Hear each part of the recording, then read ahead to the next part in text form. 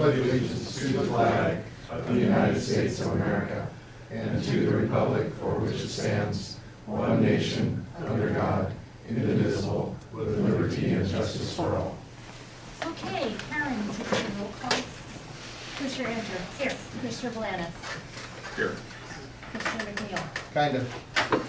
Commissioner Kalani. Here. Commissioner Silla. Here. All present.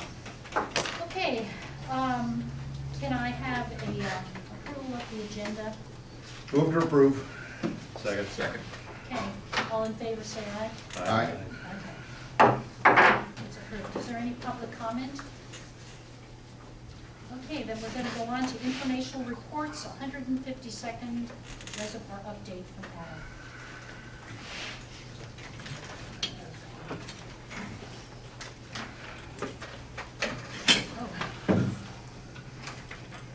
Okay. And more paper.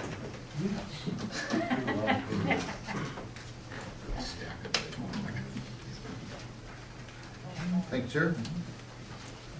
Well, good evening, Commissioners. Thank you for the opportunity to present. As you can see, we've got a couple guests with us tonight. Part of the design team. I wanted to take the opportunity to share an update on the 152nd project, go through a little bit of review and kind of where we are and where we're heading. With me tonight is Tom Boland with MSA, Murray Smith and Associates, our design engineers. Also, Leo Alderman is back in the back. And Adrian. with JLA, mine went blank there. Sorry. It's a guy thing, it's okay. Right.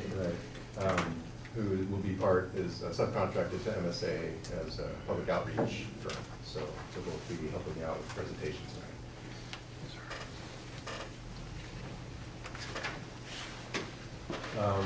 Everyone's got a handout with the presentation, so just a brief outline of what we'd like to discuss tonight with you. Review a little bit of a background of the project. Some of it will be reviewed as that. We've heard it before, but wanted to kind of tell the story again. A little bit on the project history, need and strategy behind the reservoir project. Talk a little bit about public outreach, our design elements, some of the key things that Tom and Adrian will be sharing with us, and a few other items, including schedule and, of course, the sunrise component. So, getting right into the background, our capital planning philosophy, as you saw in the memo that I had written to you a couple of weeks ago now, really my point in that was something we've done more as a function of the project committee. So I think most of you probably may remember in recent years where we presented, the engineering group has presented our philosophy and strategy when we plan for capital improvements, including looking at deficiencies in the system, where is our hydraulic areas that we need either storage or improvements in distribution and pumping, looking at a whole bunch of factors, inside and outside mandates or needs, looking at our master plan, of course, where we have identified deficiencies or moving forward with unknown or nodes. So the reservoir project, of course, as we all know, is part of the backbone group of projects, although it has been many years in the making, many years as a known storage project. We bought the property back in the late 80s, including a couple of easements for site access, construction access, and a water line. We did build a water line there to the site in the early 90s, an 18-inch main with the goal, of course, of when we built the tank, we have a water line in place. Now looking at demands, that water line is quite big enough. We're going to build some more lines to serve that and possibly acquire additional easements to lay those lines. Just in a large scale perspective, the property itself, our design today is, the goal of course is to optimize that site, meaning that what's the best, not only the best value on the dollar, but what's the most sensible, most logical use of that site when we take into account all of the needs. So not just from a hydraulic standpoint, looking at Of course, CRW, there's a sunrise factor in there, we know, current and future, meeting those demands. But also from an operational sense, and of course, how do we construct the reservoir in a way that is most beneficial as a project, but also, you got to look at, of course, the community impacts. Construction does have those, of course, and what are ways that we can minimize those impacts by the way that we design and lay out the construction, work with the contractor, of course, to make it a good project overall. So again, just some background there. This slide really gets a little more into, again, a few things that you're aware of with the history, but also I wanted to pull, or rather point out, a key question that we ask on any project at the outset is, who do we involve? So it's looking at what are the stakeholders, whether it's a 1,000 feet of water line or a large reservoir. What are the key stakeholders that we need to involve, whether through design and permitting, working with the county to get, and other jurisdictions to get permits, whether we have issues with the community and the neighbors, things that we need to be working into the preliminaries of the project. For the 152nd project, and again, these things we've discussed on numerous occasions, but just wanted to bring it to attention again. Really, that list there is not all-inclusive, but it captures kind of the key answers to that question, I guess, of who do we involve. So obviously the community, whether it's direct neighbors to the project, homes abutting the property that may see the most inconvenience or effects from the project, or just other members of the community that could have a traffic commute impacted, or whatever other construction impacts they may see. Obviously, CRW and Sunrise have great interest in the project, not just as agencies, of course, but really in a sense of our customers, the end users. Want to just emphasize that this is a project that benefits the community. It's a project that, no matter how you look at it, whether you're a CRW or whether you're a Sunrise customer, there are direct benefits to the construction of this reservoir.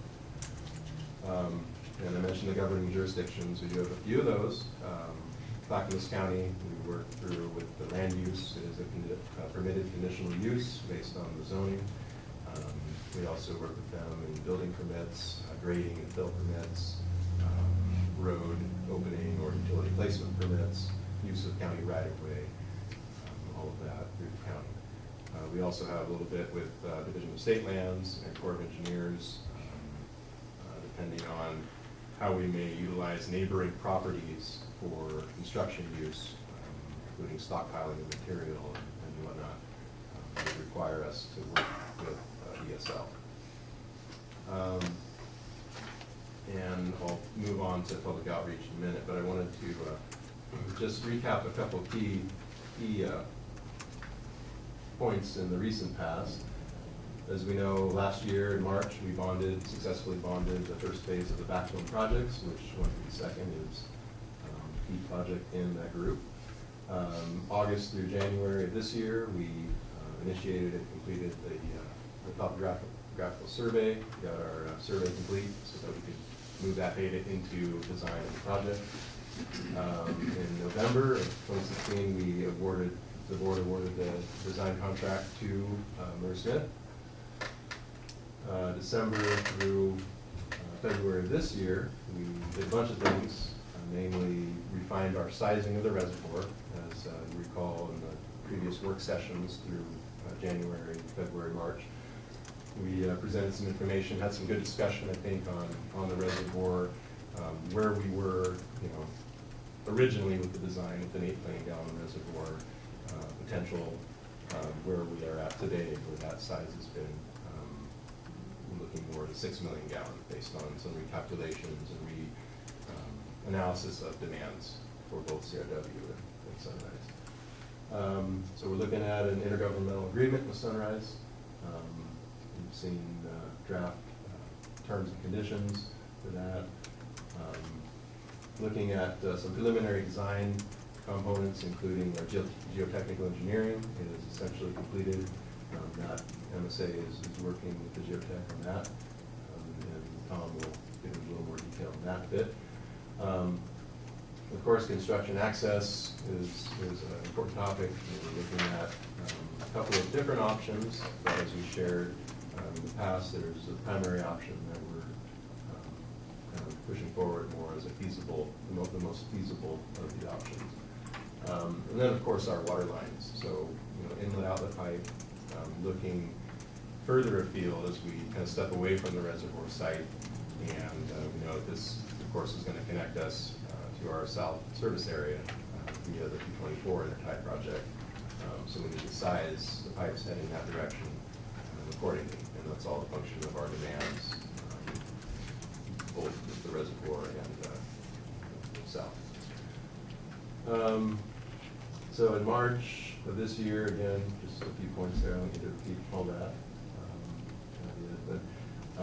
November through March of this year, we've got a number of updates and I think some good discussions with the board in work session and other forums on the project.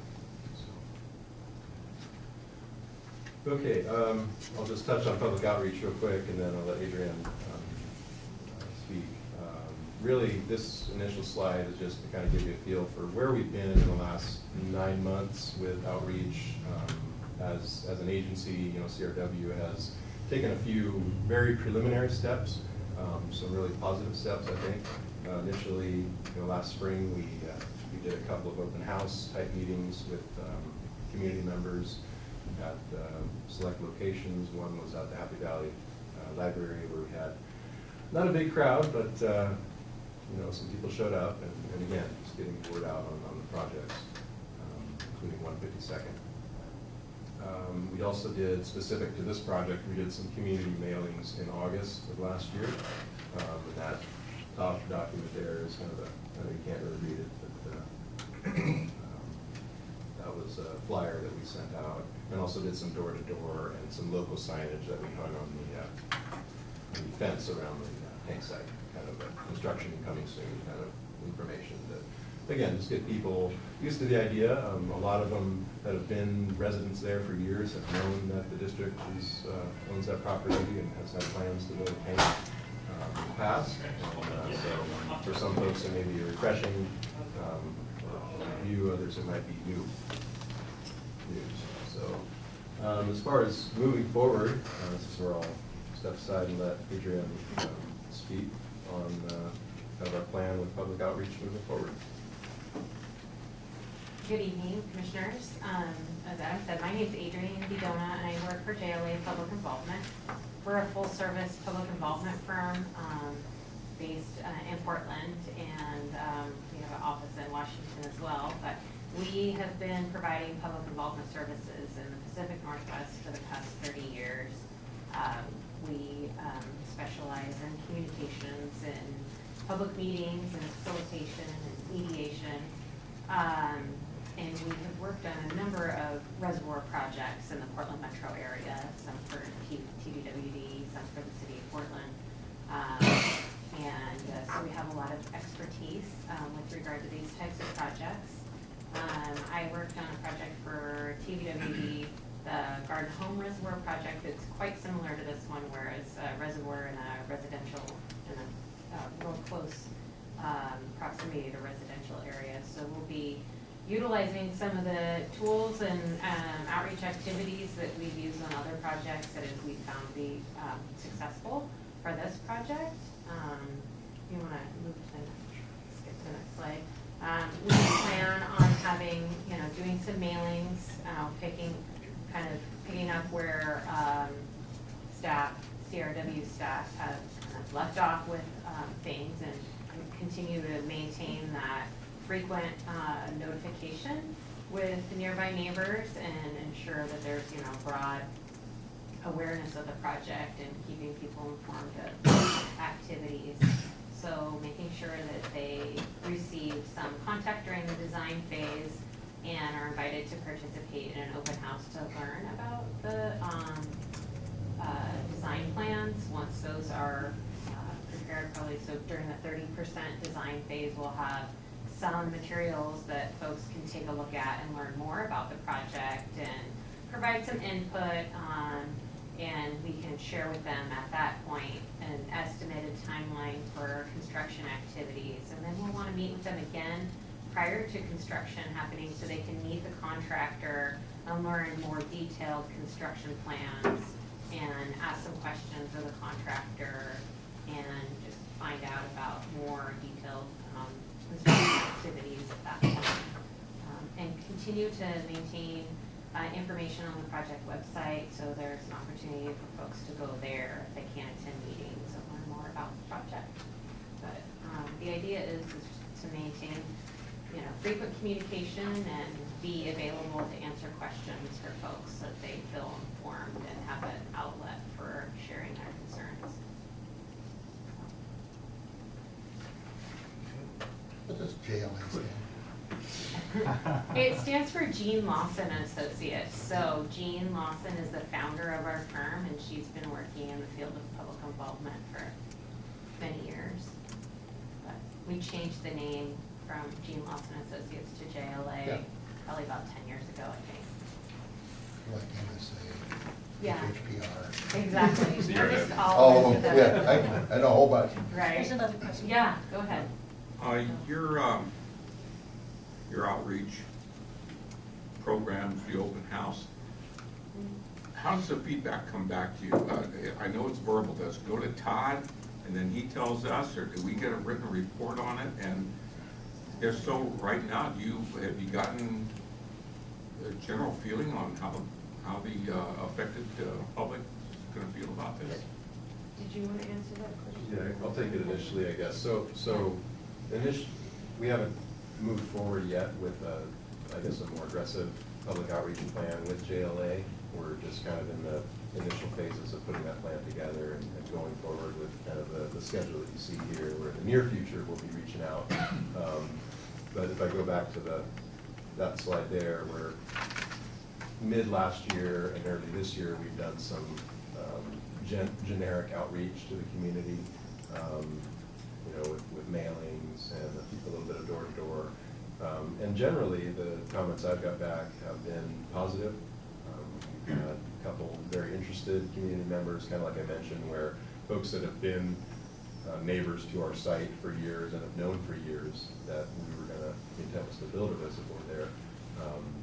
Those are the folks that I've heard from. I haven't really heard much in the way of negative, but of course, as time goes on and folks see that we're moving forward with the project, obviously, we'll get more comments. So, And will those be fed back to us so we get a general idea of how they Yes. feel things are going? yeah, and So first off, keep in mind that when we're talking about open houses and stuff, just like we did with the earlier open houses, you're going to be aware of those. Different commissioners may have different philosophies on how much they want to participate, and they want to participate in all of them.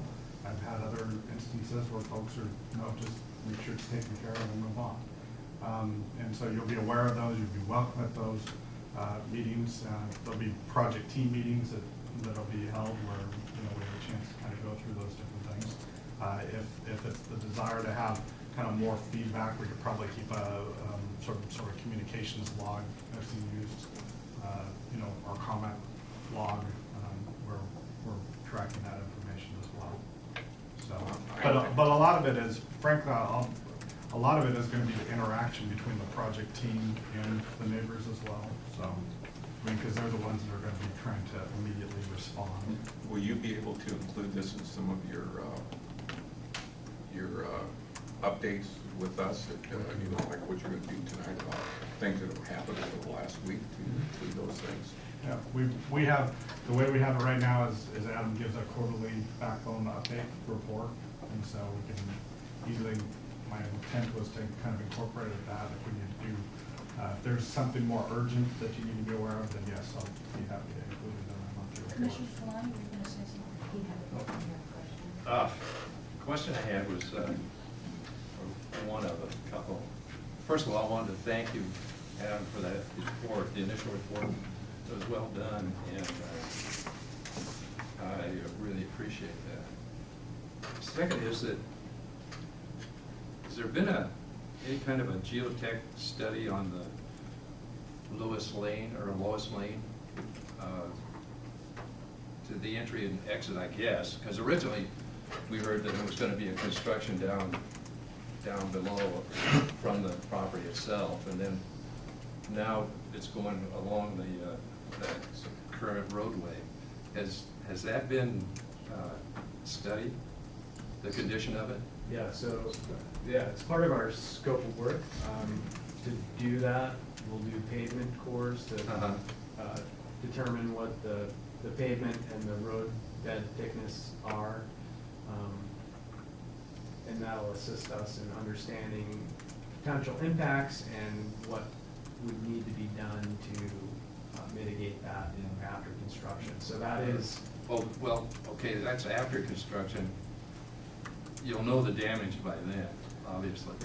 You built the road. What I was concerned about, The man built the road. the initial construction, will it be able to sustain the loading that's coming, because there's some heavy-duty rigs going through that, and it wasn't much of a concern to me initially because we were going down. Sure. But now, if you've obviously been up there, or at least have some sort of access, the property, the housing on there is not the stoutest. And I've been on jobs where things very similar have, they wind up with cracks, and pieces of the foundations are sitting over there in the front yard or on the side street. I was just wondering if we're gonna get into that, or we will be getting into that sort of thing. What sort of preparation do we have to eliminate as much as possible? I know there's gonna be some. That happens in every project, but what are we gonna do to mitigate as much as possible? So I'll make a quick comment to that. So when the property was purchased, that Louise Lane was designated as our access to the site, both for maintenance, future reservoir, and also construction route. The road was overbuilt in the sense that it was built more robust than simply a driveway. A little thicker asphalt. I don't know about the base rock, but I believe that also was a little more than just a residential driveway. So there's one positive there. The other piece of it is, as Tom mentioned, that during design, so where we are now, looking at possibly doing some corings of the road to verify what's there. If, as a mitigation, there's a couple things we can do, but one of those may be paving a little more thickness to the existing asphalt, just if needed. That's something that we could do before construction, so that it does hold up better. So is that something you do for 152nd too? Because that's just an oil neck road. I mean, it's not much. Never has been. And you guys know how to core and figure that out. Yeah, It's so do we know what the ADT is on that road now? Average daily traffic. Right. I forgot to look. I was going to go on the county thing and look at the ADT on that. And not to you, mostly to our outreach person, having been the traffic operations manager for 7 years at the county, I can tell you, because I've listened to these people yell at me. Yeah. I mean, screaming at me. I got paid to listen. That's what it gets after about 2 or 3 months of impeded traffic. And what I'm wondering is, a lot of those are through trips. So my question is, how do we capture that group of folks, the county residents, that aren't in the water district, right, but use that road, back and forth, and deal with that? So that road is real similar to 147th Avenue was before it was improved. Now, I was the guy that got to close that road after 4 fatalities inside of 3 months because of construction traffic. And so having been on the reconstruction team with the sheriff's office, I know what that means. And I don't want us to get in litigation because of that. And so just work. We have to make sure the entrance of 152nd Highway 212, 224 is Yeah. very dangerous, especially for trucks starting, both turning in and turning out of. And people coming around that corner are gonna be a thing, so the traffic control stuff is just gonna have to be very tight. You know, 'cause they come down that road way too fast, and so, I don't know what you plan to do, but I really wanna see some good work on that. Because, like I said, I don't know how you capture those people that live, higher on the hill that aren't in the district, that won't be getting, I don't know how big a swath you're gonna go, zip codes or whatever you're gonna use to notify people what's going on, but lots of people use that road as a bypass around all the other jammed up roads. And that's a problem, it's a cut through. And a lot of that will stop once construction starts, because they'll realize how impeded it is, and so they'll just naturally go. Yes, go ahead. Adam, I guess this is more with you. I'm worried about noise levels, and I know you talked a little bit when you took me up there to look at the place. I'm sure the people are happy now that we're talking to them and this and that, but you start getting cement trucks and heavy trucks going through there day and night, and they have little kids that are trying to sleep, you're gonna get some screaming mamas.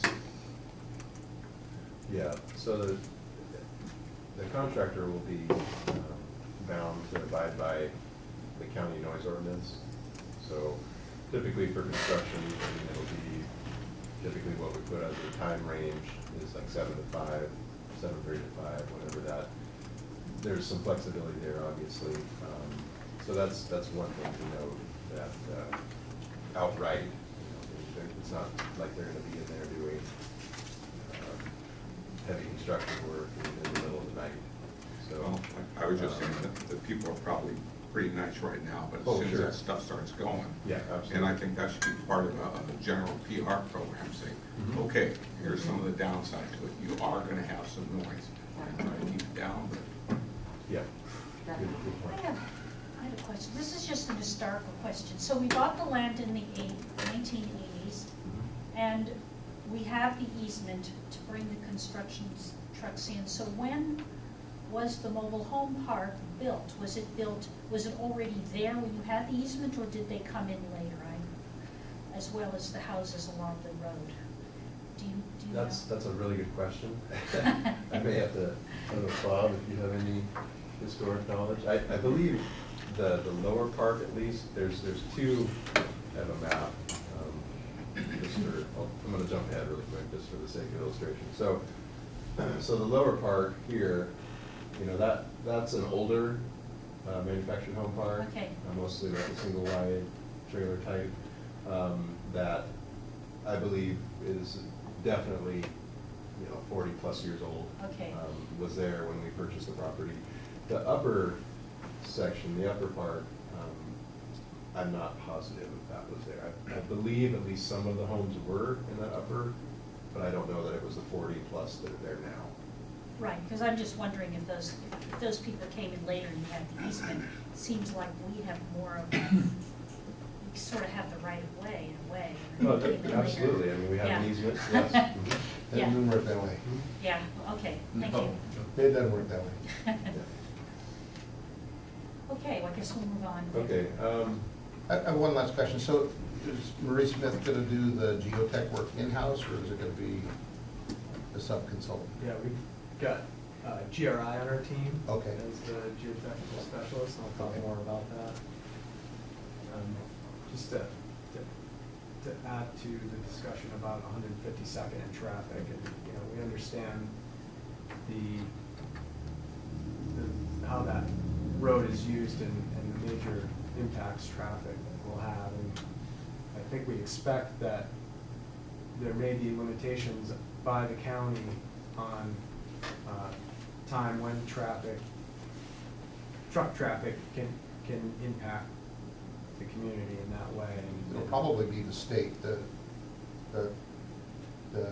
access control that is already on that highway is gonna be a bigger problem than Right, then- as then far as you're the gonna- state Yeah, goes. access control at 152nd, 212, 234. And the intersection of 152nd and Louise Lane, you know, we expect that there'll be a requirement to limit truck traffic to off-peak, you know, 8:30 to 9 to 3. 1:15. Okay. So, getting into design a little more, just again, kind of an overview of some of the major design considerations that we're tackling right now.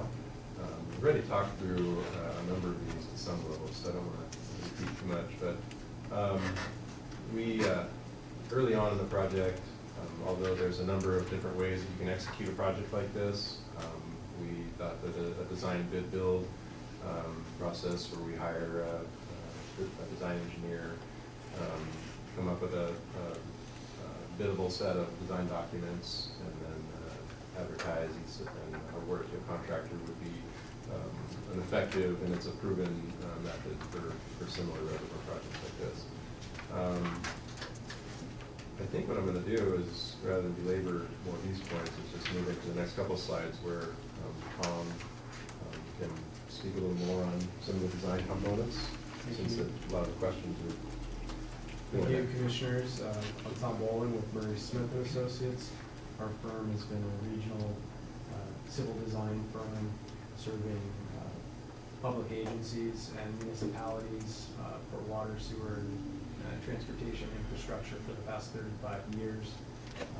We have a staff of about 115 now, big offices across the Pacific Northwest. And so our core design team includes MSA, Peterson Structural Engineers, and GRI, our geotechnical specialists. And that core team has been working together on reservoir projects for the past 20 years. And through that time, we've had many successful projects that have faced similar challenges that we see at the 152nd site, including mass excavation on confined sites in residential neighborhoods. And I've included a few photos of those projects where we faced those same challenges and had to route heavy truck traffic through residential neighborhoods and work in close quarters with the residents. And on all of these projects, we were able to construct the reservoir successfully, safely, on time and budget, but while also addressing the key concerns of the local public. So we've got a lot of experience to draw on. We understand the issues and know how to plan to address those. I'll talk a bit about the resilient reservoir design. The project will be a key piece of CRW's backbone system, and the goal is to construct a seismically resilient facility that you can count on when you need it. And I'll walk through the steps that we'll be going through to ensure that. And the first begins with the geotechnical site assessment, and that's where GRI has been doing their work. And that's where we're looking at the site to confirm the ground conditions and the site stability.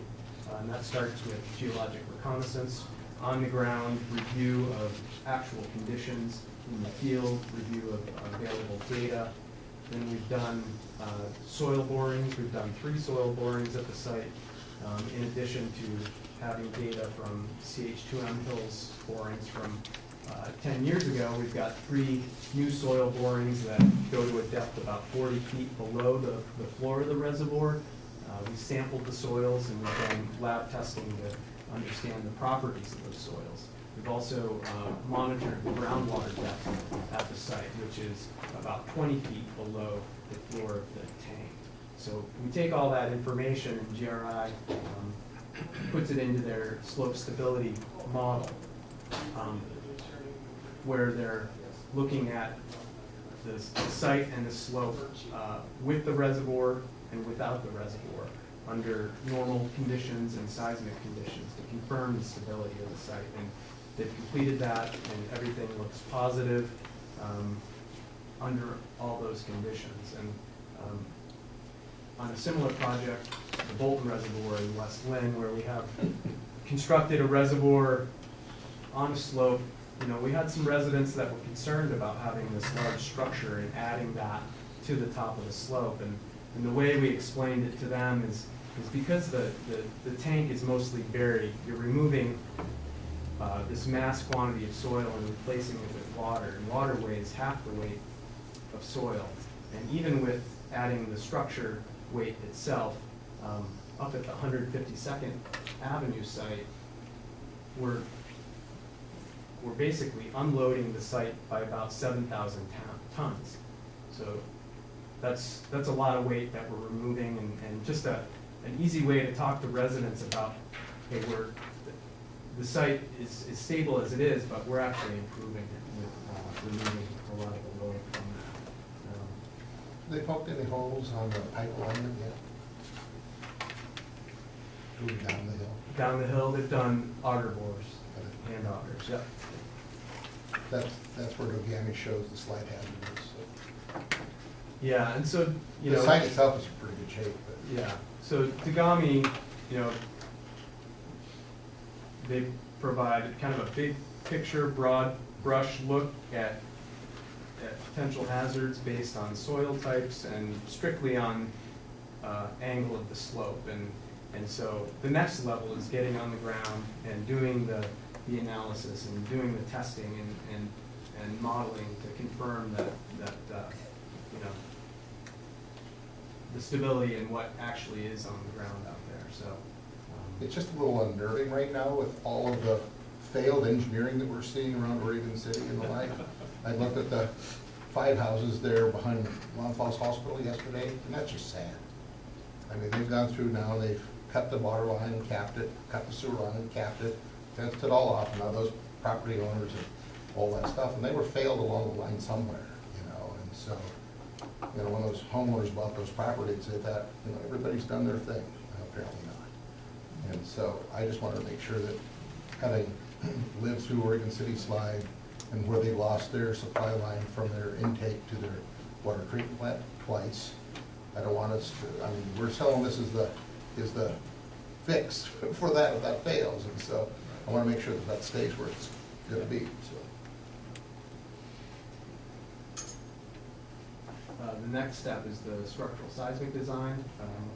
This structure will be a pre-stressed concrete reservoir designed in accordance with American Water Works AWWA D110 standards for pre-stressed concrete tanks.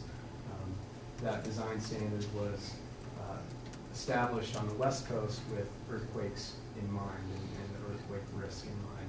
And it's had a proven track record for the past 60 years of service and unequaled performance in the regions, the West Coast's most highly seismic activities and earthquakes. So it's a proven design. It's the most seismically resilient design that's available, and so the structure itself is got some flexibility, like a building where it can react to the ground motions. It's got that flexibility built into it to survive the earthquake. The next element is a resilient pipeline, and that's what you brought up, and so it's very important that not only the structure is sound, but also the pipeline is sound. So here we'll have a fully restrained pipe with flexible connections at the structure to allow that variation and movement that can happen with an earthquake. And then seismic valves are also an option, and we discussed that with staff. And what you do here is you put in remotely actuated valves on the reservoir control valve.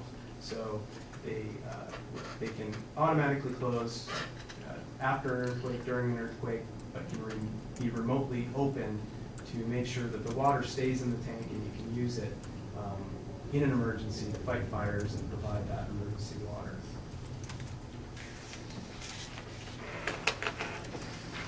I wanted to touch a bit on construction management. because it is so important and really where the, the interface with the community happens. Our team will be looking to partner with CRW staff. We will be available continuously through construction. We have the expertise and the capacity to do that, but we'll be looking to, like I said, partner with CRW staff on an as-needed basis, depending on staff's availability and need. We have experienced staff familiar with design and construction of these specialized structures, and can provide that critical construction inspection and proactive communication that's so important. And really, our team's main objective is to maintain focus on traffic and safety needs, hold the contractor to design requirements, look ahead to promptly address issues, and deliver the project on time and expected cost.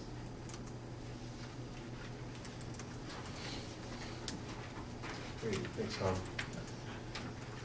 We saw this slide already, but just wanted to give you kind of an update of what we're looking at today.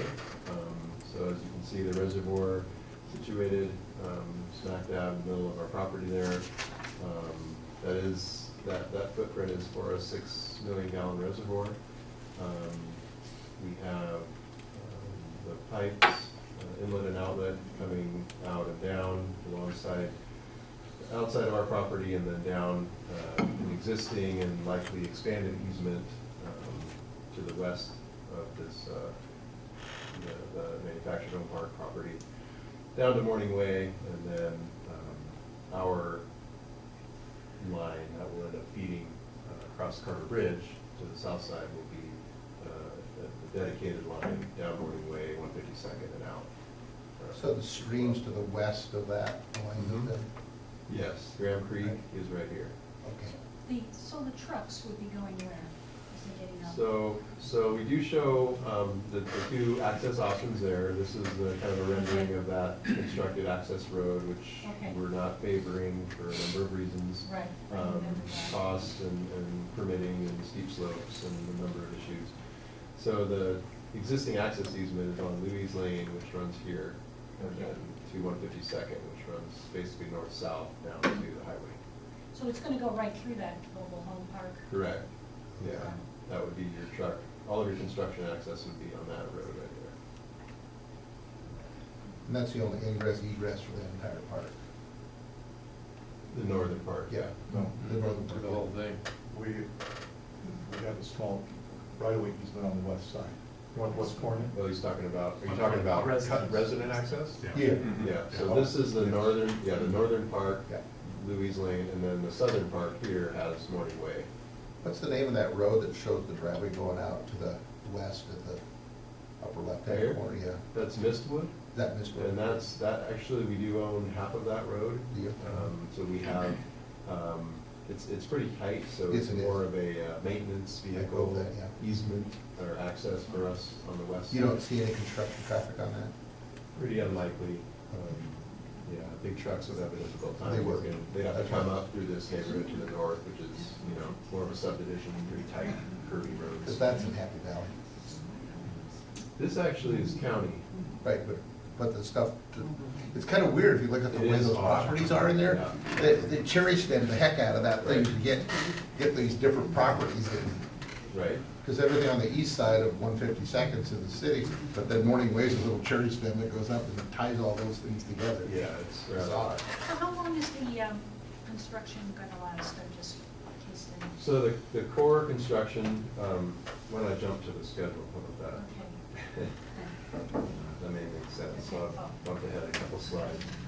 So at the bottom of the schedule on slide number 14, come on. This is an estimate, of course. Once we select a contractor and start laying out a more specific schedule, this will tighten up. But you can see a couple of major tasks there in construction. So like task 31 really is kind of the key, reservoir construction. We've got 11 months there, but about a year for the key reservoir. That's subgrade prep, all the concrete pours and everything. Prior to that, though, we do have separate tasks showing the excavation, Mhm. so digging the hole, doing all the subgrade prep, getting ready for the reservoir itself to be constructed. I know this is a question you may not know, but when those people moved into the mobile home park, did they know there was going to be a reservoir built there?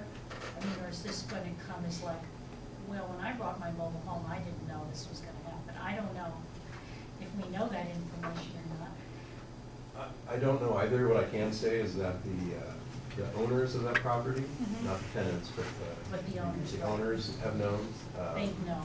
Yeah. Whether they told the tenants or not. Or whether those are the same tenants today, yeah, we Yeah. don't know. But we did go through a design and a conditional use package application to the county that was approved. Right. Of course, the project was canceled at that time, but that was in 2005. And at that time, there was some dialogue happening with the park owners. Right, okay. And other, the neighborhood as well. So if it went through conditional use with the county, there would have been a public hearing, and, word would have got out. Okay, certainly. thank you.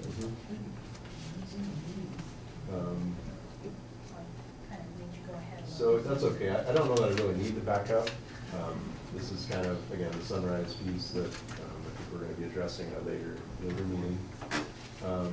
This is really just kind of a cartoonish summary timeline. You've seen it before. I did edit a couple of the dates, really just to key the board into a couple of the kind of up-and-coming items that we're going to be asking for direction and action on. And really that is pretty much this point in time, we're looking at the IGA, the sunrise, and getting that approved. And again, that'll be addressed at a later meeting.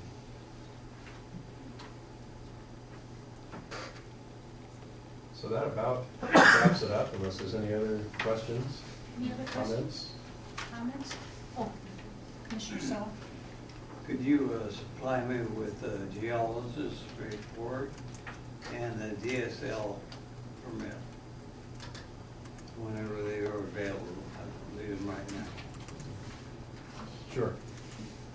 Yeah, the geological report is completed, or at least in draft, and the DSL report has not yet been completed. Hey, I have one last question. Do you guys do your own traffic, or do you send that out to one of the traffic firms around? We work with a traffic specialist, DKS. Oh, DK, Peter. Good. Any other questions or comments? Well, I want to thank everybody for their time. Thank you for coming and And presenting. thanks for having us. Thanks, Adrienne and Tom, for. Well done, Adam. I think, not to belabor the point, but I want to make sure that the commission is comfortable with the fact that we've got a team that has experience in doing this. Yes. I've had an opportunity to work with JLA on a number of very complicated reservoir sites that have many specific issues. And they've had, I think there was even one meeting where at the public meeting, everybody got up and clapped, which I've never had people clap at a public meeting like that.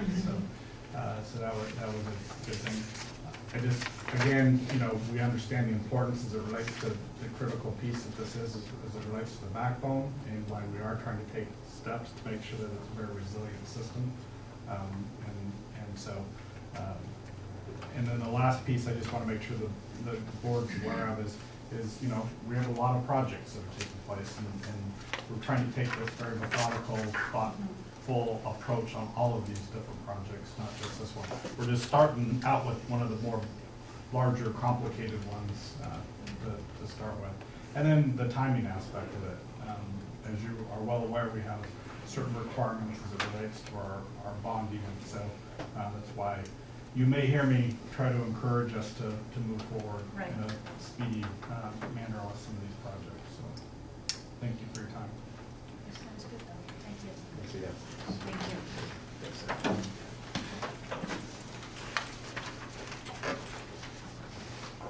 Okay, the next item, we are now up to action items, and we have the second reading ordinance 2017, rates, fees, and charges by title only.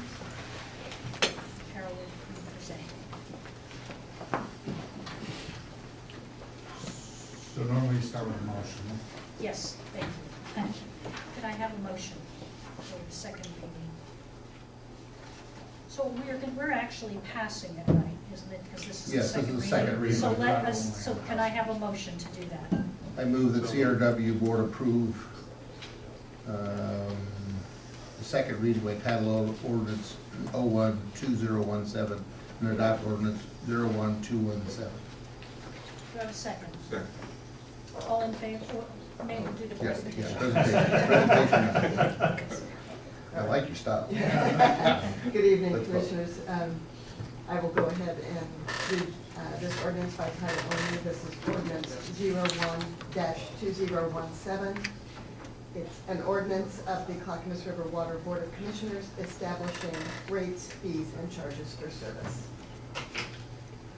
I don't have a presentation to Okay. go along with this. Information has been included in the board packet, but I am certainly here and available to answer any questions that anybody might have.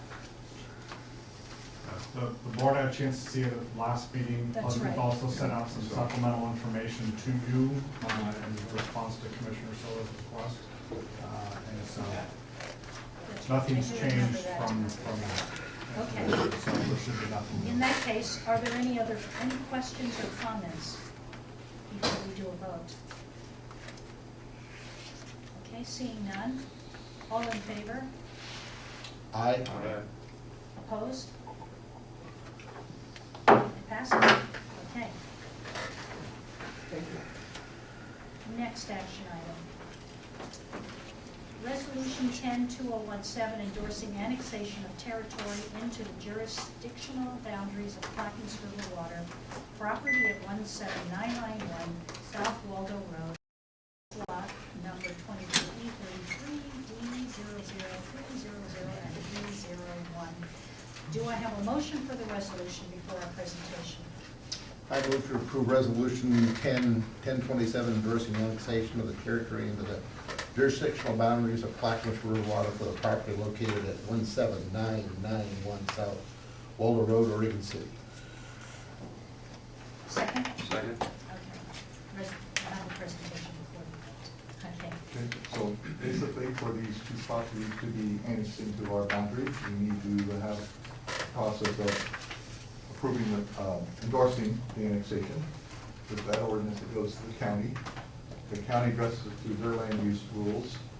Once it's approved there, which, because we're continuous with the corner, if you look on Exhibit C, we are touching our district. Okay, it's not like an island. I know, I was looking at that. Okay. So they should approve it. Hope the meets and bounds are right on New this. customers. Yeah, I know. New customers. And then it goes to Metro, More and then meters. it goes to state treasurer for their mapping and taxation maps that we put together. And then we'll give approval for that ordinance in the future to incorporate those. So does Metro have to bless this? Hmm? Does Metro have to bless this? They don't have to bless it, it still goes through Metro. Yeah. The county's really the one that said, Yeah, here, right. right to it. It used to go to Metro, it got pushed years ago, back Yeah. down to the counties. Yeah. Just a little short history, I know you probably read it, but about, in 2001, Mrs. Tagle well failed, and that was then on tax lot 301. And because she had no main, and was not continuous with the district, there was probably kind of an emergency exemption and allowed her to have a very long service across her two properties. So she has a long service line, about 200, 300 feet, going from the end of the main on Waldo up to her house. Okay, now the daughter is wanting to build a house on lot 300. Now's the time to annex in, follow the rules, build the main extension, and have the two services come off the main in the appropriate locations. They understand what we're asking them to do, so they're already started engineering, have an engineer design the water line, and the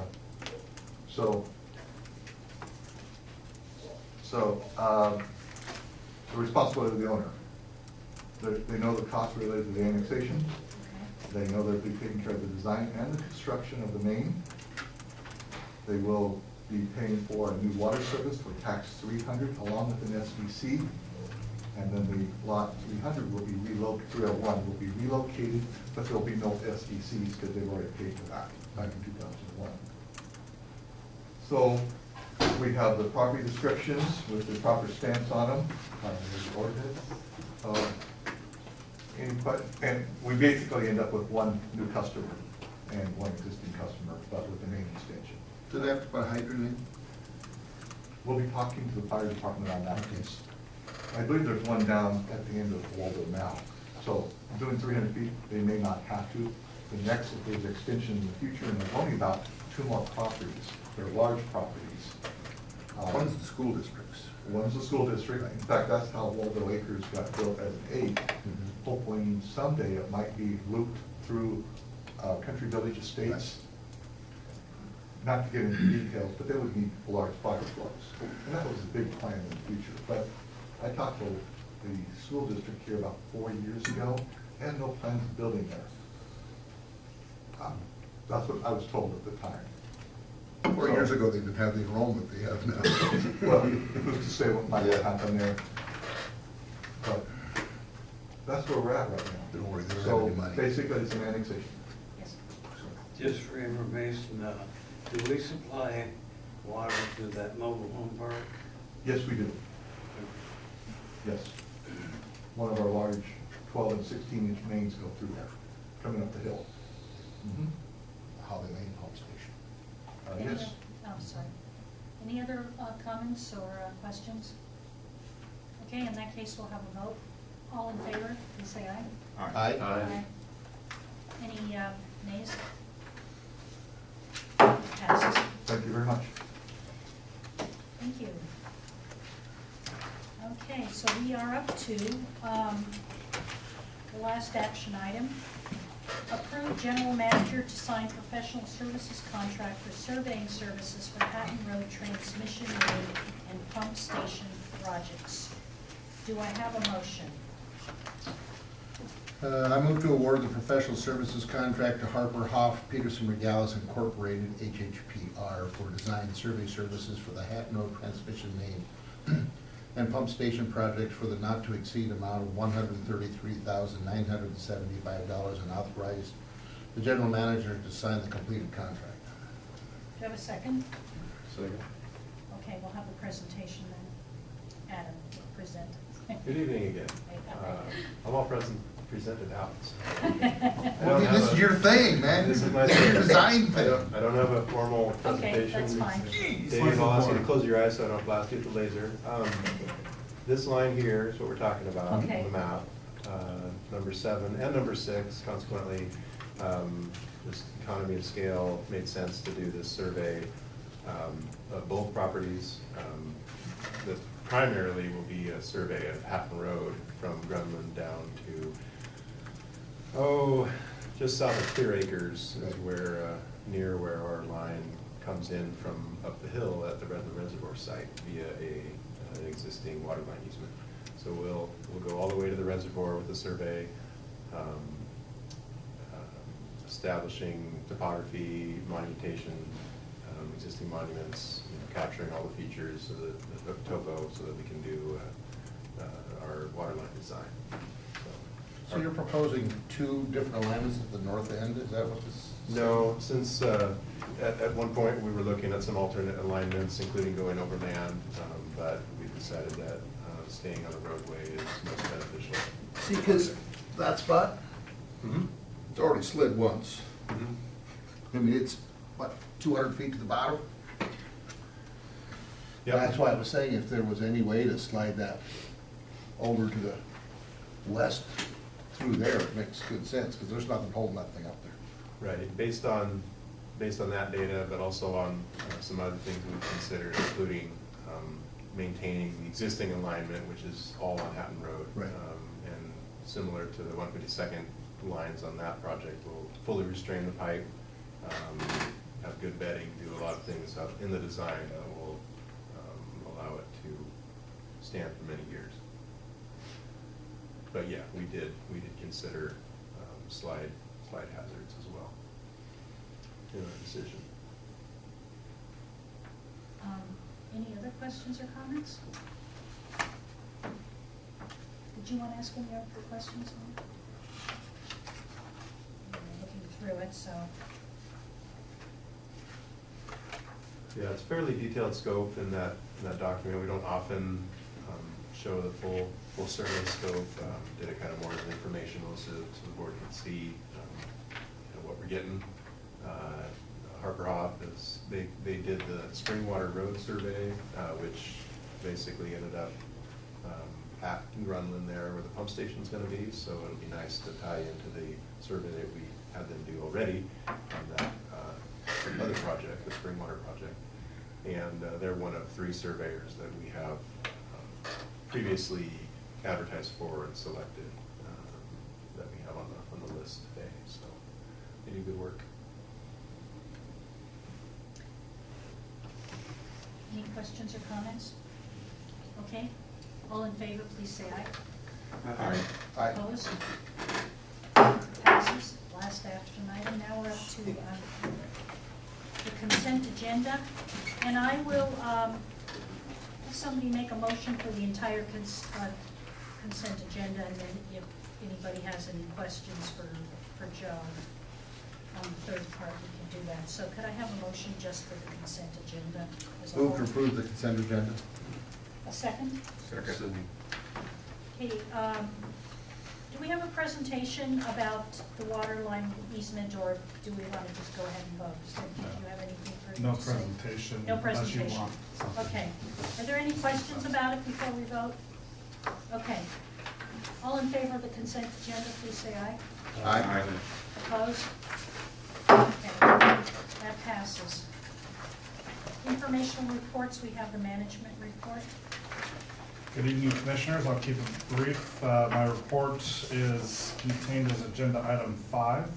Some things just to note real quick is the Clackamas River water providers did approve their budget, so we have their budget numbers you will see reflected in our budget books coming up, or in our budget discussions coming up. Skipping down to the Regional Water Providers Consortium, the technical committee met. One thing I will note is that in your packet, or in your board packet, we do include their spring newsletter as item B2 for your reference. I want to make sure that that was pointed out. Moving on to the next page, we did have the Clackamas Regional Water Supply Commission meeting since our last meeting, and so there was some change in members. So Commissioner Blanas is serving on that on behalf of CRW, and then Steve Gashler was appointed to serve as the secretary and was appointed on behalf of Sunrise Water Authority as well. We also have our the audit was received by the CRWSC, so we had the representative from the audit firm there, and was able to give a clean audit with respect to that. I do want to point out a variety of outreach type activities that I've been involved with. Had meetings with a number of folks from Water Environment Services and also the city manager with Oregon City, so had a chance to check in with all of them. Item 2 is the Riverside Park restroom update. We're continuing to make progress there. We have a contractor selected who's going to make the ADA improvements to the restrooms, and so the plan would be that those restrooms should be open by roughly mid-May, and so this will be functional and people will have access to the restrooms. I want to make sure I'm stressing this is just to get it to the ADA compliant stage. This is not, we're certainly not making it super nice or anything like that, but it is going to be usable, that's for sure. Item 3, under communications, I do want to point out that in your attachment, you do have the monthly report. And so there's a lot more details on the different district activities. One thing I will note, I'll just kind of highlight, because I think it's a good story, is page 7 on the project updates. We talked about some of the pipeline projects that we're working on. We have a lot of things going on, and one of the good news is the Leland Road tie-in was completed, I believe, today, Joe, right? And so we actually have a working, brand new Leland pipeline. Right on cue, the old one decided to spring a leak right before we did the internal transition, so we didn't have to fix that leak. So, yeah, So we let that one leak until the tie-over was completed, so. Yeah, that's been a real boost for the staff who are kind of tired of working on that pipe, so. Well, the city can't keep banging on you, you know. Yeah. I'm tired of hearing that song. I want to just thank the staff and Commissioner Andrew for participating in the Budget Committee tour.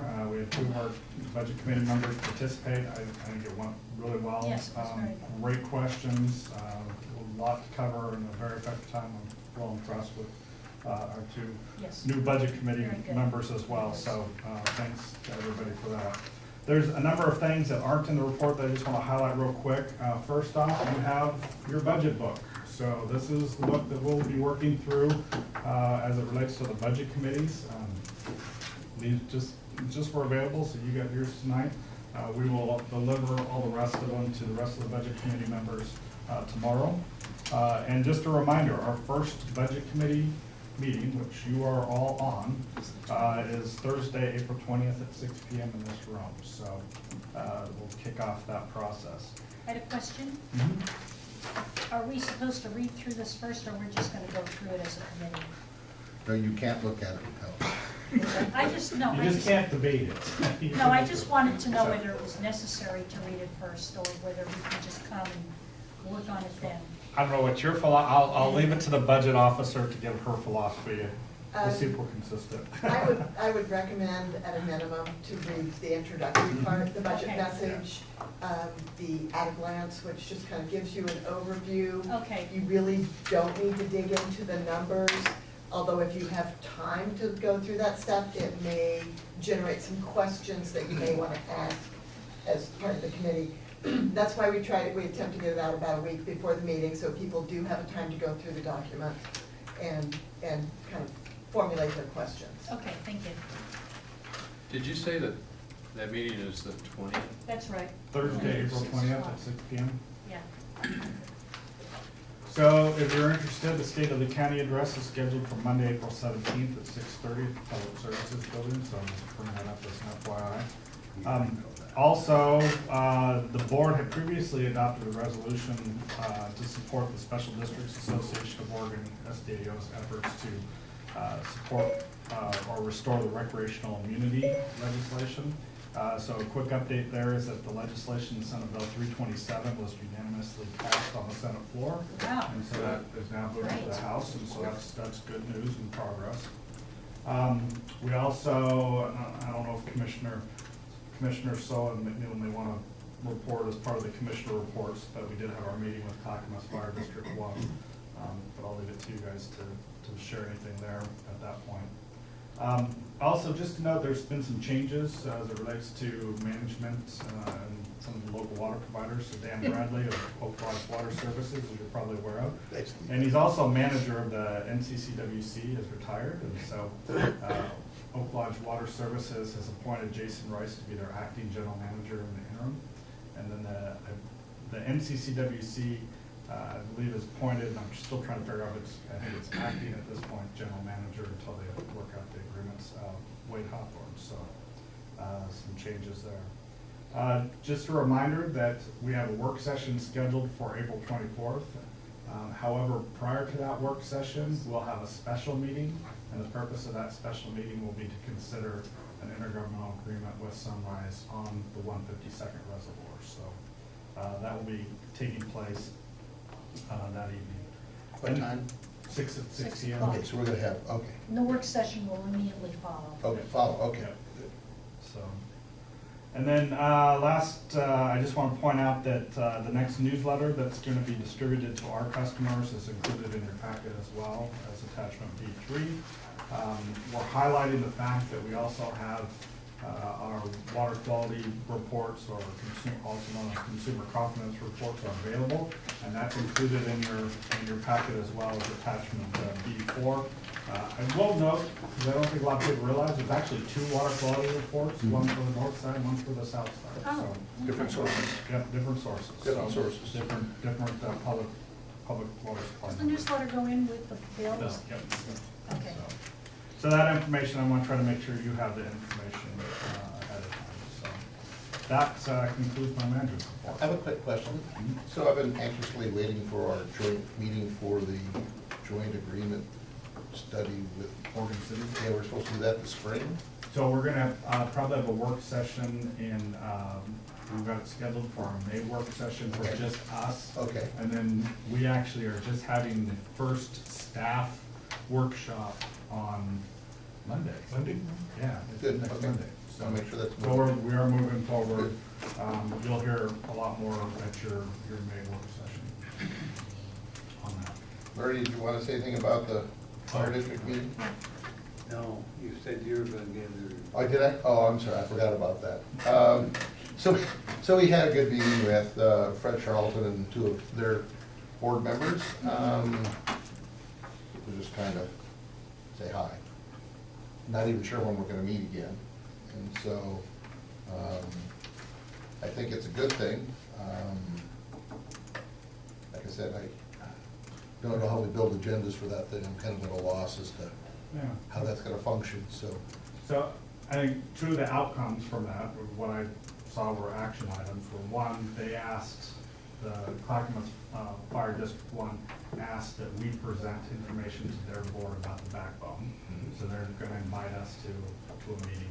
And then we also talked about kind of spill response activities as it relates to protecting our intake. And so we talked about maybe doing an exercise, which actually I think the Clackamas River Water Providers is already talking about doing, so we can help kind of coordinate that. And so, yeah, and then we tentatively kind of talked about probably the next meeting after something like that would happen, so at least they throughout kind of that June period. Yeah, early summer. Yeah, and the agendas are kind of what you want them to be, so Okay. we can. So maybe we can do an agenda build at the next meeting.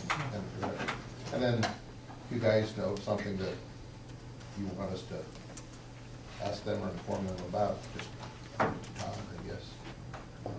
They're very excited to hear about all the new hydrants. Yeah, well, you know, if you had to fight fire in the, well, even out east of here, it's really difficult, but one of the things that I told them that they needed to understand was that, like, they have a primary draft site called Beaver Creek Grade School, where they suck the water out of our stuff and they truck it 10 miles to the south for all those people. Well, our ratepayers pay for that. They pay nothing and we pay all of it. And so what I'd like to see them do, and I'll keep pushing on this, is they need to develop some real draft sites in those unhydrated areas and teach their people again how to use them. When they had volunteers, I was one of them. We knew how, I mean, we knew where every draft site was and we knew where we had to get to fast. That's all gone today. That knowledge is long gone. And Well, so how did the knowledge disappear? the volunteers all got booted The out. volunteers. Okay. Because the volunteers' job was to supply the union that gets there first, right, with Oh, water. I see. So the volunteers knew that, you We're know, talking where to go. about when, okay, when they put the two fire districts together? Well, 7 fire districts, Seven, 8 yeah. now, Okay. for boarding. Okay. The boring one, I remember when that happened. Okay. That just happened this year, Yeah. so. So, like I said, those are things that I think we need to make sure they're aware of, those kind of things, and do what they can to help those other folks that are down south. I think that fire district now goes all the way to the Moal boundary and the Clark's boundary. Wow, it's big. And I mean, and the Colton boundary, so it's big, it goes out Yeah. there a long ways, so. They had a fire 2 years ago, a house fire at, right on the edge of the boundary, and they hauled water all the way from Beaver Creek. back Wow. up. 7 1 stories. Okay. Are there any other commissioner reports? Okay. Do you have public comment even though I Oh, don't? any public comment? I saw one man I didn't know. No? He's our labor. He's here for the next meeting. Yeah, I see. Okay, that's right. the next. Okay. In that case, the meeting is adjourned. So we are having executive. We are having an